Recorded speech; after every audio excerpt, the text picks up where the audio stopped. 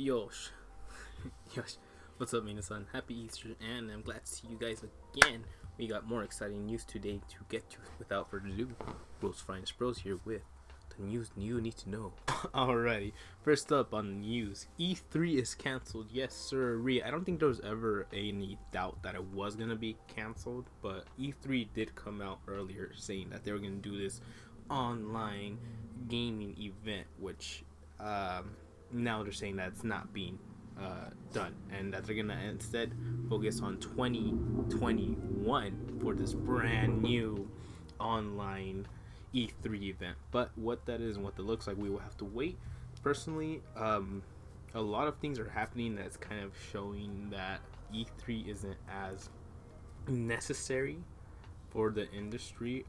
I remember E3 very fondly, and I think it had its time, but I think we're in an age where internet and information just goes way too quickly that we don't need to necessarily wait for one specific day just to show off all the nice toys and gadgets that we will be getting in the future. But I'm down to be proven wrong, and we'll see where life goes. And good luck, E3. Sony has announced on Friday that they will pay $400 million to buy shares off of a Chinese streaming platform called Bilibili. So I didn't know this, but apparently Bilibili is the Crunchyroll of China in a way, and Funimation actually did a partnership with them earlier on. So this is kind of exciting news because I believe Sony owns Aniplex, or at least the music.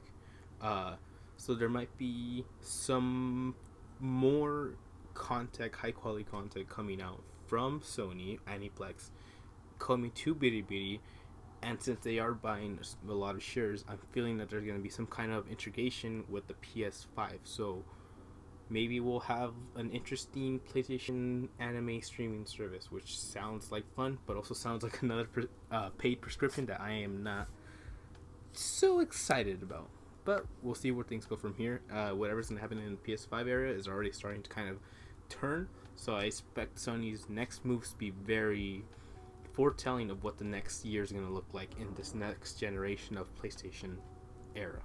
Talk about a sign of the times. Nintendo has announced on Tuesday that it will not ship out any more Nintendo Switch or Switch Lite units in Japan this week, which is really bad because if you don't have a Switch and there's no Switches coming in, you already know them scalpers are going to be showing up sooner or later, which they have.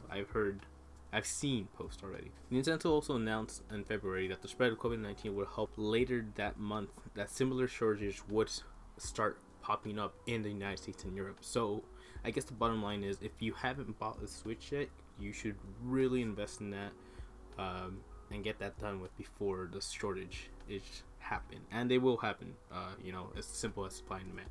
But if you guys are all set, don't even worry about it. Just know that now may not be the best time to buy one. And last but not least, rounding it up with another Sony story, Sony PlayStation has unveiled the DualShock, or the DualSense now is what they're calling it. That's right, folks, the first official confirmation of what the PS5 might look like. And I gotta say, I really like the design. It has this robotic, futuristic, stylish sleek to it, and it honestly kind of reminds me of iRobot, but I like that movie with Will, so it's all good. With this controller, Sony is aiming with the haptic feedback, or some type of haptic feedback. It's supposed to be the thing where you text your phone and it vibrates back to you, making it feel like you're touching buttons when you're really just tapping on glass. That is what that is. But with this, they're adding it to the triggers, which ideally will make you be able to feel the draw of a string. Or I was thinking yesterday, if you're playing Death Stranding, maybe you're feeling the ground and the hills at every step because you're holding L2 and R2 to stabilize yourself. Something that would be pretty awesome. And I believe that the R3 and the L3 will also have some type of rumble implication. So maybe we'll see a new, different way of playing games, not just playing a kind of feeling, which just sounds exciting to me. And looking forward to that. Honestly, at this point in the generation, I think we're all pretty much excited to hear anything more about the next gen consoles. We're ready to make that jump, and seeing this controller has really hyped up that feeling, I guess, in a way that I didn't really expect it to come back, because with the PlayStation development video that Cerny put up, the architectural development video, a lot of people kind of left feeling dismayed and like, that's it. But that was never really meant for us. This feels like more of a trauma of Krill's that Sony has been leading us to, and I'm excited to see where it ends. I just gotta say, if that's what the controller looks like, then this console is gonna be something different, and I am super excited. What news has interested you? Are you ready for the PS4 controller? Are you waiting for your Switch? Or do you have a Nintendo Switch? Are you scared that it's still gonna be out? And let me know that in the comments. Swing by over, watch a little bit of the Final Fantasy. We've been playing that lately, and it's been a lot of fun.